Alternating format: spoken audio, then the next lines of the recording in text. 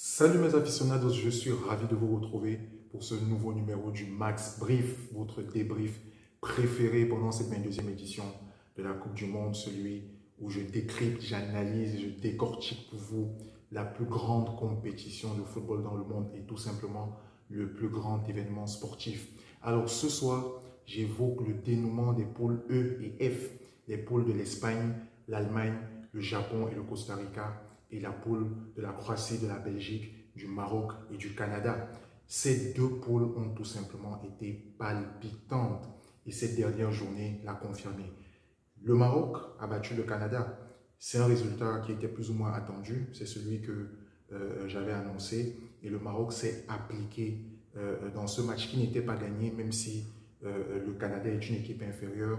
Les Marocains, sur ce troisième match, ont montré qu'ils sont montés en puissance. Je pense que des trois matchs de la poule, c'est celui sur lequel ils ont produit le plus beau jeu et ça a confirmé la domination de cette équipe dans cette poule. De l'autre côté, la Croatie et la Belgique, un match aussi totalement fou où la Belgique a raté un nombre incalculable d'actions et qui finit par 0-0. Globalement, dans cette poule, au final, on a donc une sacrée surprise parce que le Maroc finit en tête dans une poule où on voyait plutôt la Croatie et la Belgique finir sur les deuxièmes places et le Canada, qui était finalement l'équipe la plus faible de cette poule, est éliminé. Alors, j'avais fait un max brief sur le match Maroc-Belgique et j'avais justement dit que cette équipe de Belgique manquait d'âme. Et même si sur ce dernier match, je pense que c'est le meilleur des trois que la Belgique fait dans la poule, ils se réveillent un peu tard. Ils ont certes battu le Canada sur le premier match et c'était le résultat le plus logique. Mais après, on a bien vu que globalement, le Maroc leur a été supérieur. Et sur ce match, ils ont confirmé les observations que j'ai faites lors de leur défaite contre le Maroc. C'est que c'est une équipe finalement qui, dans la possession et dans l'efficacité, n'a pas d'impact. Elle a le ballon, mais finalement, elle ne fait pas de différence. Et finalement, toutes les rumeurs de problèmes internes qu'il y a eu entre les joueurs de cette équipe confirment effectivement le diagnostic que moi j'ai fait sur cette équipe qui a profondément manqué de caractère dans cette compétition. C'est une sortie assez surprenante. On attendait la Belgique au moins aller, on va dire en quart de finale, surtout par rapport au fait que ils ont été demi-finalistes lors de la Coupe du Monde 2018. Et je pense que malheureusement, ça va être le début de la fin de cette belle génération. Il y a sûrement quelques joueurs qui vont continuer, mais je pense que c'est un vrai tournant pour la Belgique. La Croatie, sans avoir été explosif, ils ont su gagner le match le plus facile contre le Canada. Et là, donc finalement, avec 2 nuls, ils arrivent à passer. Je pense que c'est une Croatie qui est quand même nettement moins forte que celle de 2018, c'est une équipe assez vieillissante, mais ils ont été sérieux sur ce premier tour et ils passent. Et le Maroc, que dire, c'est la première fois, et je le rappelais, c'est la première fois qu'une équipe africaine finit avec 7 points dans une poule en Coupe du Monde. Le Maroc a dominé une poule où il y avait le vice-champion du monde et une équipe qui a joué les demi-finales de la dernière Coupe du Monde. Donc je pense que c'est une vraie prestation aboutie du Maroc. Et c'est vraiment quelque chose qui restera dans l'histoire du football marocain et du football africain. De l'autre côté, la poule de l'Espagne, de l'Allemagne, du Japon et du Costa Rica aussi a été une poule surprenante. J'avais fait un débrief, un max brief sur le match Allemagne-Japon où j'avais rappelé que le Japon commence à avoir une sacrée expérience en Coupe du Monde parce qu'ils enchaînent les compétitions depuis 1998. Et sur cette poule, ils finissent premiers devant l'Espagne et l'Allemagne qui étaient vraiment annoncées aussi comme les deux équipes dominantes de cette poule. Et le Japon surtout, le Japon se paye dans la même poule une victoire contre l'Allemagne, une victoire contre l'Espagne. Donc c'est vraiment la grosse sensation de cette poule. Sur ce dernier match, allez, le coach espagnol a plus ou moins fait tourner, mais, et je reviendrai dessus tout à l'heure, le jeu de possession de l'Espagne a montré certaines limites. Et l'Allemagne aussi, je vais évoquer pour moi, le problème de cette équipe tout à l'heure, quand je vais justement aussi parler de l'Espagne sur le jeu de possession, et pour moi, c'est ce qui s'est traduit dans cette compétition.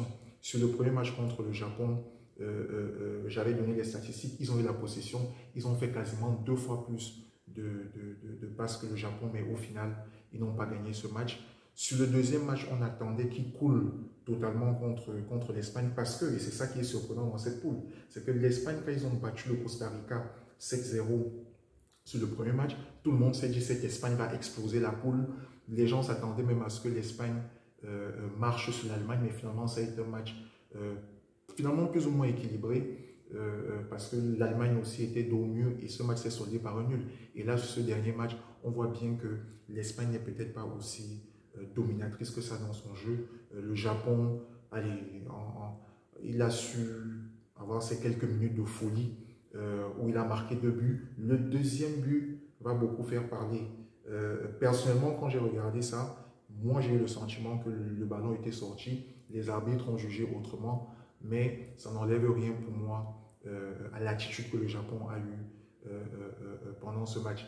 Et donc, on va avoir un huitième de finale qui, je pense, va être exceptionnel entre le Maroc et l'Espagne. C'est quasiment un derby parce qu'on sait la situation géographique de ces deux pays.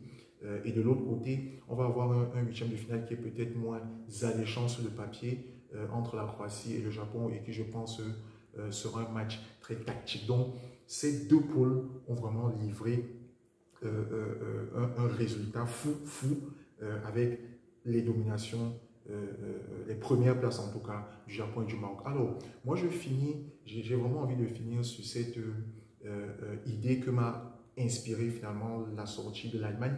Et finalement, l'Espagne, même si elle se qualifie, m'inspire un peu cette idée, c'est toute cette réflexion qu'il y a autour du jeu de possession. Parce que vous savez, en football, il y a finalement plusieurs façons d'essayer de dominer. Et quand vous regardez ce qui s'est passé ces dernières années, il y a quand même une tendance dans le football moderne à dominer par la possession. Et je pense que l'Allemagne, pour prendre son cas, se retrouve avec un jeu qui, pour moi, n'est pas son ADN. L'Allemagne qui a dominé le football et qui est devenue championne du monde en 2014, qui avait fait avant demi-finale, finale de l'Euro, elle avait un jeu qui était plus spontané. Et j'en ai parlé quand j'ai fait le Max Brief justement de Allemagne-Japon. Elle avait un jeu qui était plus direct, où on ne cherchait pas à multiplier les passes avant d'aller créer le danger. Les Allemands étaient très forts sur de longues passes. Ils étaient même bien plus forts à cette époque en contre-attaque. Et ce que je disais dans le Max Brief d'Allemagne-Japon, c'est que l'Allemagne aujourd'hui se retrouve à faire un jeu dans les courts espaces de multiplication de passes. Et si vous regardez bien cette Allemagne, et j'avais cité ces joueurs-là, des joueurs comme Gnabry, des joueurs comme Leroy Sané, Udogan, le meneur de jeu de l'Allemagne, qui est aussi le meneur de jeu de Manchester City. Quand vous regardez ces différents joueurs, Thomas Müller, Bayern de Munich, ils ont tous quelque chose en commun, c'est Pep Guardiola.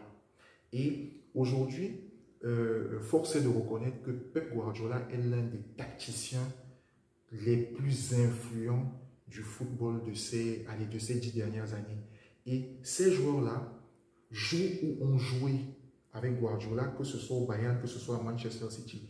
Et à mon avis, c'est ça qui est en train de définir le nouveau style de jeu de l'Allemagne de ces dernières années. Et pour moi, ce n'est pas le style de jeu avec lequel ils ont vraiment la capacité de faire mal. Je pense que l'Allemagne doit retrouver en équipe nationale cet ADN de ce jeu voilà, direct, où on fait mal, où on joue dans la spontanéité, on surprend l'adversaire. L'Allemagne ne surprend pas.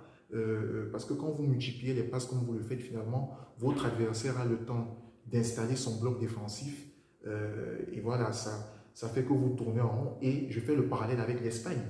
L'Espagne, alors, c'est plus dans l'ADN de l'Espagne à mon avis, parce que cette équipe, ce pays, ils ont vraiment construit leur jeu sur le jeu de la possession, notamment autour de l'ossature du Barça. Et cette ossature est presque en train de revenir avec la nouvelle génération du Barça. Et le fait que Luis Enrique soit à la tête de cette équipe n'est pas un hasard. Donc, sauf que on voit aussi les limites de ce jeu de possession parce que finalement, et c'est un peu le même cas pour l'Allemagne, il n'y a plus de spontanéité. Donc, soit ça passe parce que vous êtes face à une équipe qui tactiquement n'est pas très forte et n'arrive pas à préparer un match face à une équipe comme ça, soit vous tombez tactiquement sur une équipe qui arrive donc à anticiper ce jeu de possession et là, ça peut devenir très compliqué.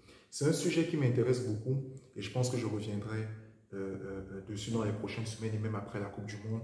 C'est vraiment les grandes tendances dans la domination du jeu aujourd'hui entre les oppositions, entre le jeu de possession, le jeu direct, le jeu par contre-attaque. Et je pense qu'il y a beaucoup de choses à comprendre quand on s'intéresse vraiment à ce sujet. Et donc, sur ces deux pôles, voilà, l'Allemagne, pour moi, paye donc beaucoup de choses par rapport à cette ADN de jeu que je pense qu'elle a beaucoup de mal à retrouver ou à reconstruire. Et l'Espagne, donc pour moi, attention, et le résultat le montre. On voyait finalement l'Espagne finir avec 9 points, ils finissent avec 4 points, ils sont deuxième, donc attention. Ce match contre le Maroc, j'ai hâte de voir ce que ça va donner. Donc voilà mon analyse sur le dénouement de ces deux poules. Je suis curieux de savoir aussi qu'est-ce que vous en avez pensé et quels sont vos pronostics donc, pour ces deux huitièmes de finale. On se retrouve très vite pour un nouveau numéro du Max Brief. Ciao!